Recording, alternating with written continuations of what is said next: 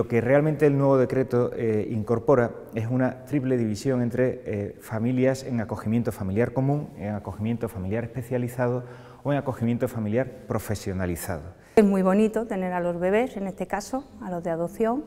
son 2 meses y medio, 3 meses y medio, que dan mucha satisfacción,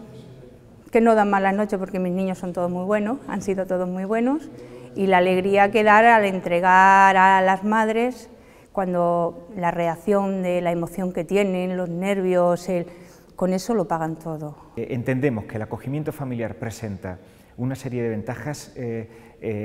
como medida de protección, puesto que es una medida en la que un menor puede beneficiarse y puede satisfacer su necesidad de residir, convivir, crecer y desarrollarse en una familia normalizada, pero al mismo tiempo puede mantener un contacto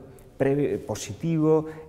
frecuente, con el núcleo familiar del que ese niño proviene. La mejor recompensa que tengo de ello es ver cómo esa niña crece, cómo cada día, ya le digo lo que he dicho anteriormente, o sea, tiene todo aquello que cualquier otro niño debe tener, lo mínimo, y te sientes satisfecho de que tengo un hogar para dormir y de todo, ¿no? Por tanto, los trámites serían, en primer lugar,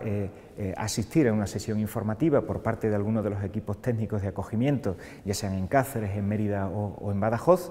y a partir de ahí la presentación de una solicitud con una documentación y nosotros empezaríamos a trabajar. Todo aquel que esté bien, que le gusten los niños, le va a gustar muchísimo la experiencia porque es muy emocionante,